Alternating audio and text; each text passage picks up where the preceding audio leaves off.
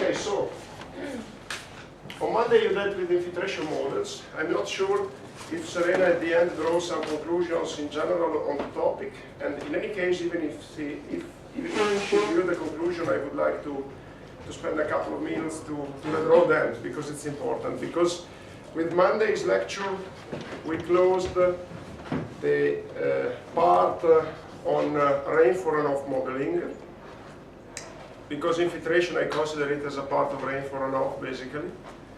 And we also closed the part of deterministic modeling, meaning with deterministic the study of models that establish a one-to-one relationship through analytical equations between the input and the output.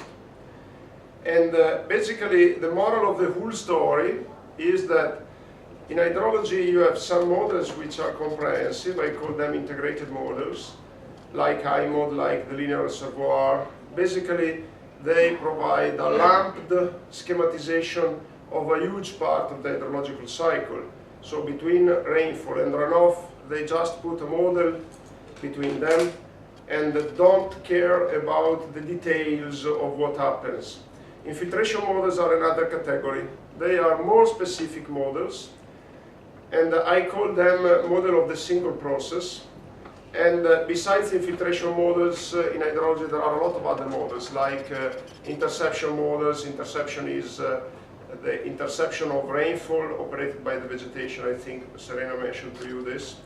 And also we have groundwater models, which are very important. They aim to simulate the behavior of the water table and in general of the water flow in the underground, in saturated and not saturated underground. These are very important models.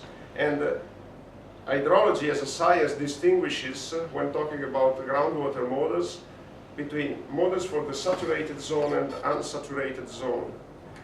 Infiltration models are a part. One may say that they are a part, they are a branch of groundwater models, and in particular of the unsaturated zone. Also, there are models describing the evaporation process or evapotranspiration. Evapotranspiration is the merging of two processes, evaporation on one hand and transpiration by the vegetation on the other end. And also you have an important category of models describing flow routing. I'm mentioning these terms because are important, and I think it's important for you to know these terms. Flow routing is the propagation of the river flow along the river reach.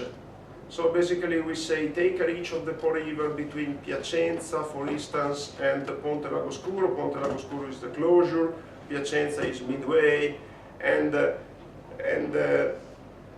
build a model that simulate the process of transferring the river flow from Piacenza to Ponte Lagoscuro. This is called flow routing or flood routing, because this is in particular applied within flood models. So there are several categories. So basically in this subject, we don't treat all of them, because we focus on water resources management, and on water resources management the problem is to simulate, as we know, river flow data. And we are not interested in simulating infiltration. We are interested in infiltration because it impacts the value of the river flow. But we are not interested in this subject, in simulating infiltration in itself. So we don't care about this model of the single process. We just care about models that allow us, at the end of the story, to simulate river flows. And this is the reason why I'm skipping these other model categories that I mentioned to you. But it's important for you for your future, if you deal with in the future in your career with hydrology, to know that there are many other models that we don't consider here. In this subject, we are interested again in simulating river flow data, and rainfall runoff models are just one possible approach to this end. There are other approaches. And in particular today I want to introduce another category of models which we will dedicate to them, I would say, about 1 week probably. today and probably Monday, maybe Thursday. And these are very important in water resources management. And these models that I am introducing have a drawback, basically, a very major drawbacks. They are a bit not so nice to study like rainfall runoff models. Okay, well, you may say that even rainfall runoff models are not very nice to study, but at the end of the story, they are models, rainfall runoff models, where you can see the process behind them. And the models that I am introducing now, you could apply them to the growth of potatoes or to the formation of the river flows. So they are a bit more, how to say, not a bit more nasty to study, but they are very important. So this year I thought whether or not I should, every year I think whether or not I should include this subject, which I didn't introduce so far, in this subject. And this year, given that I think we are at a good stage, and given that they are very important, I thought, and given that my feeling is that you are good students, I thought, okay, let me dedicate 1 week to this. Because indeed they are much important and increasingly used. Okay, I'm talking of statistical models, basically. And given that I know that the subject is not really interesting, and given that I think the subject is important, and given that, again, I had the chance to know in detail these models, because by chance my PhD was focusing on this subject, applying statistical model for simulating hydrological variables. Given all these considerations, basically, I want to start from the very basis of statistics, but moving forward quickly. Because another option could be, I assume that you know everything about what is a probability distribution, what is a random variable, etc., and I start from here. And I could take some more time to explain in detail the model. But my experience suggests to me that this is not the best approach. I think it's better if I start from the basis of defining what is probability, and then moving up rather quickly toward the end of the subject. Quickly, I mean, you know, not spending much time on the basis of probability. We are not interested in the basis of probability.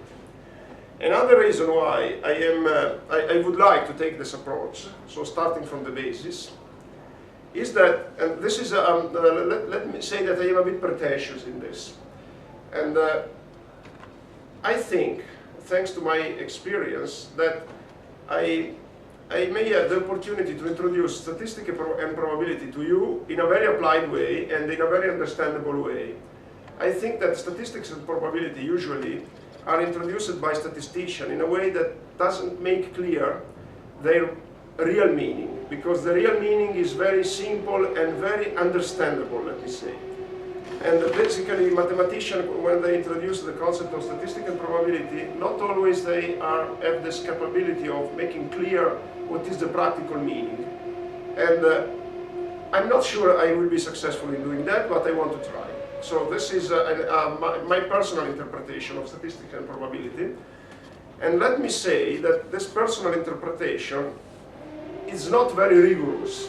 So in your future, if you get interested, or if you get into the necessity of focusing on a statistical problem with great detail and a lot of personal experience and preparedness, I would suggest you to not to rely really on what I'm introducing today. This is okay for starting, but again, in your future it's better if you take a book on introductory statistics, if you have this need or this interest, and study on the book. Because, you know, the book has the problem that is boring, is complicated, but it's rigorous. My approach is quick, less boring, but not as rigorous. This doesn't mean that it's wrong. It's just, I'm just introducing just the concept that I need, but there is more. And sometimes, you know, I'm making things simpler by not saying other details which are nevertheless important. So the moral of the story is, what I'm saying is just finalized to our subject, to our need, simulate synthetic data. It's very limited. But I think it's a good way to start. So first of all, let me clarify what is a statistical model. And a statistical model can be defined in a very simple way if you start from the definition of a deterministic model. The deterministic model, I just told you before, establishes a one-to-one relationship between input, boundary condition, everything you put into the model, and the output. So once that you specify the model, the input, initial and boundary condition, whatever information that you need, then you get one output. And for the same input, you have the same output. There is a one-to-one relationship. There is no room for uncertainty in a deterministic model. So basically, let me again make a very simple example of a linear regression. If I write a model like y is equal to a times x plus b, once that you have defined the parameters a and b, I write OK and OK. If you plug in x, you directly get y. And for the same value of x, you get the same value of y. And you get just one point value of y. There is no room for uncertainty, as I said.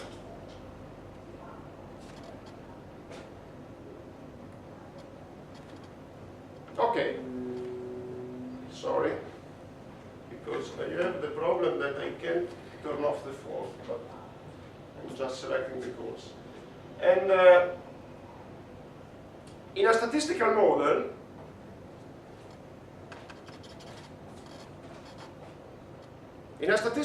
once that you define the input data and the boundary condition, everything that you need, you may have several outputs.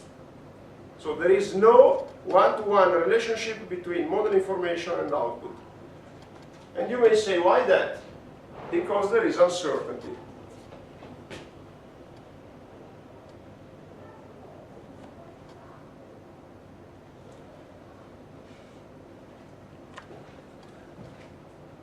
And it's very easy to transform this deterministic model in a statistic model.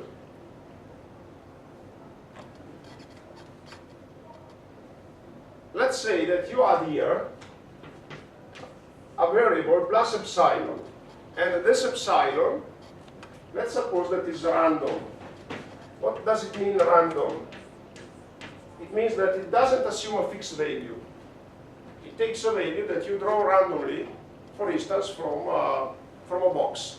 Let's suppose that inside a box you have 1,000 papers with a number written in them, and every time that you want to get the value of y, you draw from the box a value for epsilon, randomly.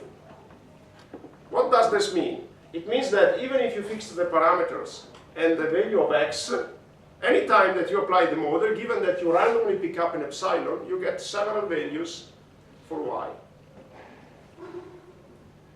These values are related to x through this relationship, but there is randomness here.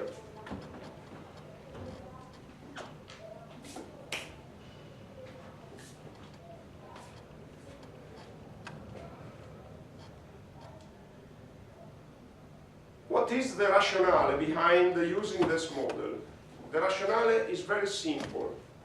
Many times I told you that hydrology is an uncertain science.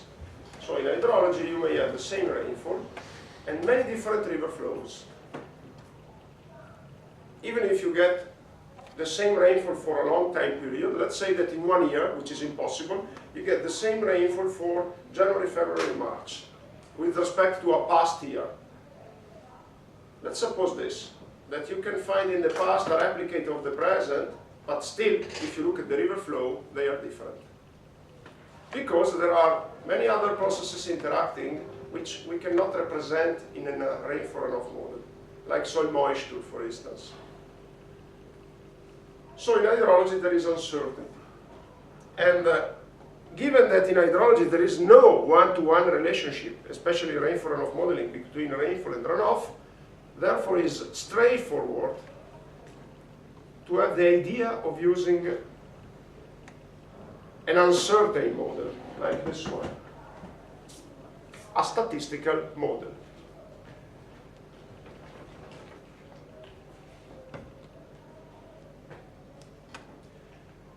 And now, you may wonder if this is reasonable, if it's an appropriate approach in hydrology. And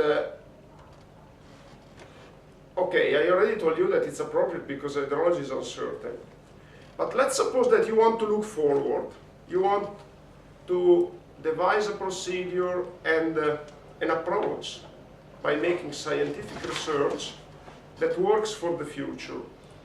So, if you are forward-looking and you assume that in the future you may have much more measurements, much more observing capabilities, much more computational power, many things that now we don't have.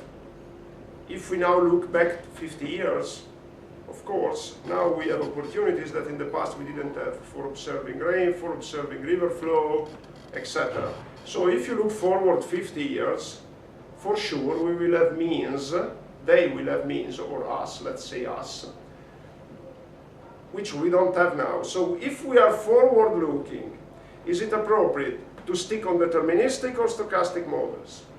So the question is, will uncertainty in hydrology be eliminated in the future or not? Because this is an important question, especially if you make research.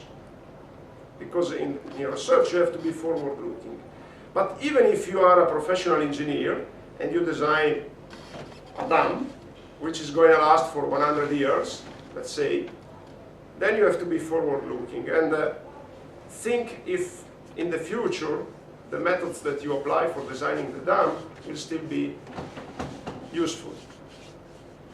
And here we enter into a philosophical question, because of course when you try to look at the future, when you try to be forward-looking, philosophy gets into play.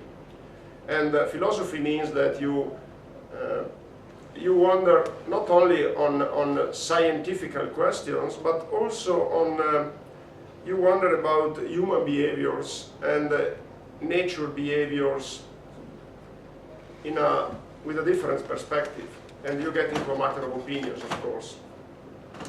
So basically, the moral of the story is that there are, in hydrology, there are some scientists who are convinced that in about, let's say, 10, 50, 100 years, uncertainty in hydrology will be eliminated because we will have more observation capabilities, etc.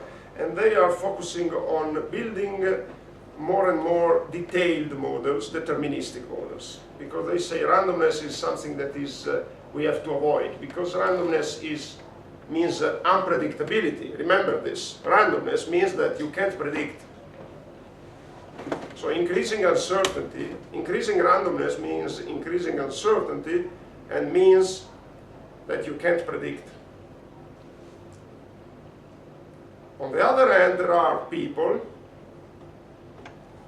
who believe that uncertainty in hydrology will never be eliminated for many reasons. And one of the reasons is that even if you will be able, in the future, even if people will be able to observe with great detail what's going on, the detail will never be enough, because hydrology is too heterogeneous. Hydrology is changing in a matter of a couple of centimeters if you look at the soil.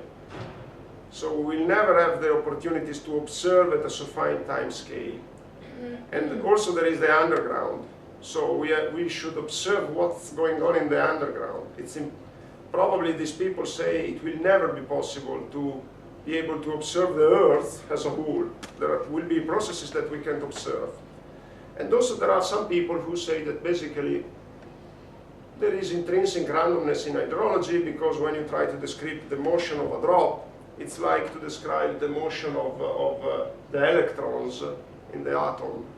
And it's impossible to describe it deterministically, because there are too many sources of randomness in that. And therefore these people say that the model should be in principle stochastic, or let me say statistic. Stochastic is another term, statistic. And these people also say that even if we had limited predictability, it's not a problem. It's not a problem as long as you specify it. So of course, if you predict the river flow, the peak river flow, in a precise way, and you tell to end user, look, the peak river flow is 100, whatever unit, and then it's wrong, of course it's a problem. But if you say it's 100 plus minus 10%, it's not a problem for the end user, because the end user can deal with uncertainty. Because if it is 100 plus minus 10%, and then user wants to be very sure, he takes 110.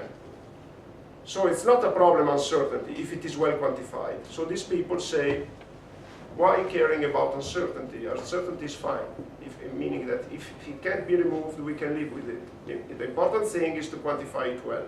And these people in hydrology are trying to improve the models, but also they are focusing on uncertainty estimation and best ways to build statistical models.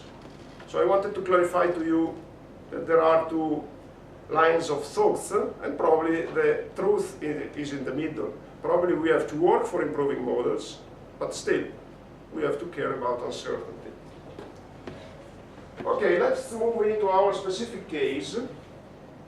And what is the rationale of simulating river flow data with the statistical models? Basically, the rationale is, let's consider the river flow process as a random process, and let's study the probability of occurrence of this process. Let's take it very general now. So of course, if you consider that the river process is random, the river flow is random, then you can study the probability of occurrence of the river flow.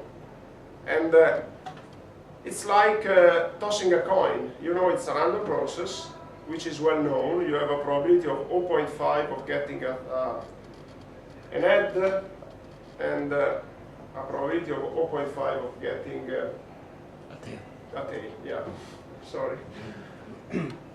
And so let's treat the river flow like a random process, and let's study the probability of this random process. I will define the probability later on, but of course you have in mind what is a probability. We know the term probability. We say probably today will never be sunny. In the afternoon will not be sunny, probably. So you know the meaning of probability. And then, once that we understood the probability of the river flow, the rationale is to generate another series of river flow which has the same probability of occurrence of that was observed. So you have an observed series, you study the probability, and you take another series which has the same probability of occurrence than the observed one. And this is a synthetic series. This is the rationale. It's like tossing a coin. If you toss a coin and you get a tail, then you toss again the coin, you could get a net. So it's different, the result, but still, what came out has the same probability of the first trial. So this is the rationale. Basically, it's reasonable. It's very reasonable.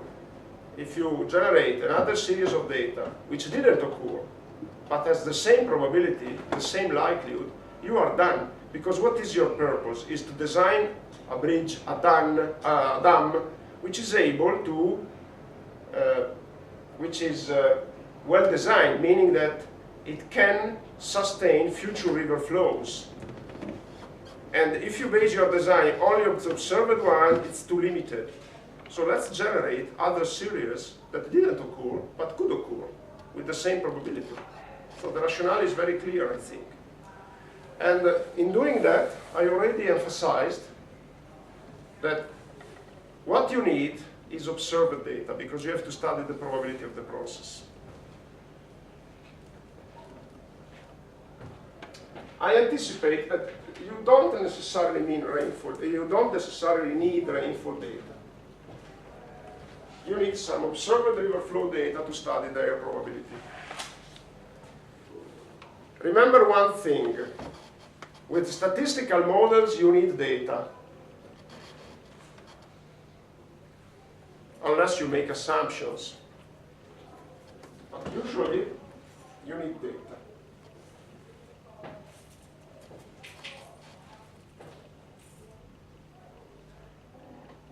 you need data?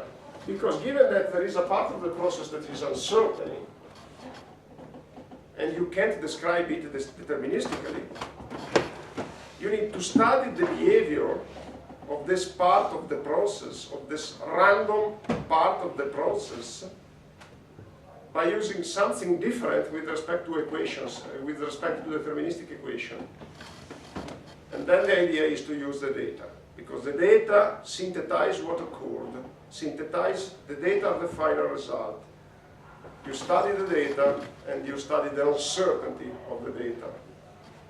So you need data. Otherwise, any assumption is... Let me say that even with a deterministic model, you need data, because you have parameters to calibrate, so you need data anyway. But, you know, in statistics, the data are the primary source of information. In a deterministic model, the primary source of information is your model itself. It's your perception of the process. Then you plug in some parameters, and then you have to use the data for estimating the parameters. But usually you don't use the data for devising the model. The model is physically based usually, or this is the aim. So the model is dictated by physics. And then if there are some parameters, you use the data to estimate them. In statistics, the model is dictated by the data. So you need data. So basically, people who stick on statistics also say in hydrology, data, data, data. Okay, they say let's focus on monitoring, on getting data, and once that they have to deal with the problem, the first thing that they do is to look for data. This is an important difference. Okay, now that we understood basically what is the aim, so to study the probability of the river flow to generate synthetic series, let me introduce what is probability, because it's not easy. It's not easy. If you have to, you know the meaning of probability, I already mentioned to you, it's clear. But on the other hand, if you have to define what is probability in statistical terms, probably you feel a bit embarrassed, because first of all, there is not a unique definition of probability. It's not easy to define it. And basically, now all the textbooks are in agreement in defining, in adopting what is called the axiomatic definition of probability, which is very easy, because probability basically is a number associated to an event. So when you speak of probability, you speak of a number, in statistical terms I mean, associated to an event. So you first of all identify an event, and you want to associate to the result of that event, to the outcome, a probability, which is a number. So the event could be tossing a coin, or the event could be a flood, and you want to know the peak flow. So you have an event, and let me use the word event to mean its outcome. Okay, so the event for me is the value of the river flow, it's not the flood, it's the value. Strictly speaking, the event is the flood. What we see is the flood. And then, what do we do to study the flood? We associate to the result of the flood a number, which is the peak flow. So it's a bit different. On one hand, we have the event, and on the other hand, we have the result of the event, which is the association between the event and the real number. Let me speak about event, meaning the result, okay? Because otherwise it becomes too complicated. So, you identify your event, and in our case, the event is the river flow, which I observed in one day. So this is our event. And I have to define a probability for that event. And first of all, let me say that in order to treat events mathematically, we exactly do what I already said. We associate to the event a real number. The real number could be also a discrete number. but usually in hydrology we associate to the event a real number. And again, the number could be, let me say real, because real is very general. So this association between the event and the real number is called random variable.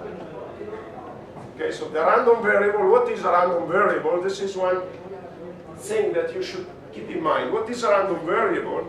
Is an association between an event, a selected event, and the space of the real numbers.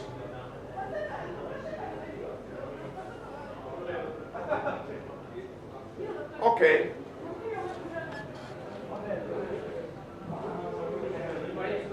Now, the problem is to define the probability of a given random variable. And let me introduce, before we stop, three axioms which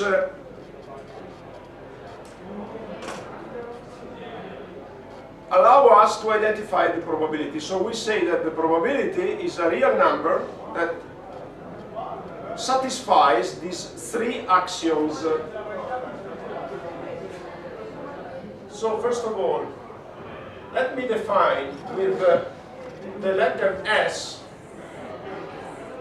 the space of all possible events, meaning, if you prefer, the range of definition of the random variable. S is our space of the events.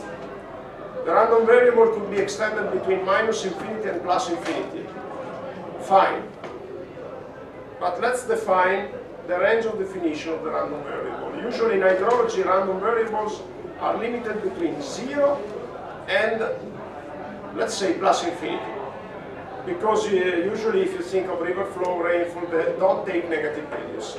But this is not really strict. There are some variables in hydrology, random variables, that can take negative values. But usually we deal with positive values. And let me define the space S, which contains several events. And let me make an example that A and B could be two events which correspond to two fixed values of the random variable. And the three axioms are very simple. And the first is probability of A is greater or equal than 0. Where A is a generic event. Okay, so it's not a fixed one. You take an event inside here, and in order to be clearer, I could use this terminology, A1 and A2, not AB. And then here I could say probability AI is greater or equal than 0. So the probability is not negative. A second axiom is probability of S is equal to 1. What does it mean? It means that if you consider all the possible events and you consider the probability of occurrence of at least one of them, at least one, it's 1. So, let me speak in a more understandable terms. Toss a coin. What is the probability of getting head or tail? It's 1. Okay, unless the coin remains, I don't know how to say in English, in piedi, we say piedi, which is impossible. Okay. The probability of head or tail is 1. So basically, by putting these axioms together, you see that the probability varies between 0 and 1. Probability cannot be greater than 1. And there is a third axiom, which is probability of A1 or A2 is equal to probability of A1 plus probability of A2. This is an additive property. And let's say that A1 and A2 are disjoint.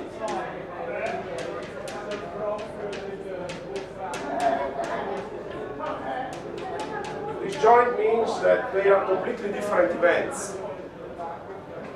So basically, if you have two disjoint events, the probability of getting A1 or A2, the symbol means unified, is equal to the sum of the two individual probabilities. this is the axiomatic definition of probability that was proposed by Kolmogorov. Kolmogorov was a very famous Russian statistician that I think he died in the 70s or 80s of the past century, and he mainly operated in the 40s, 50s. He was active about 50 years ago, 50, 60 years ago. And he provided this definition. What does this mean? That every measure of probability, any measure in terms of a real number that satisfies these three axioms is fine. So it's very flexible.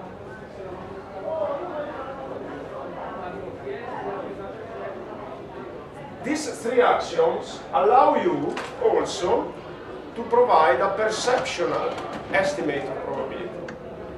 You may say, well, I think that the probability of getting a head by tossing a coin is 0.4, which is wrong, of course, but it's your convincement. If it's your convincement that it's 0.4, that's fine.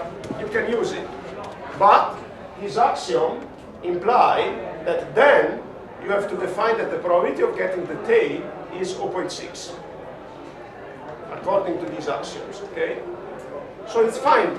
You may say the probability of getting the head is 0.1, fine. But then you have to define the probability of the tail to 0.9, because according to, if you want to satisfy these axioms, you can't say the probability of getting a head is 1.5. No, this is not acceptable. Okay, let me stop 10 minutes, okay, just 10 minutes in order to avoid the noise.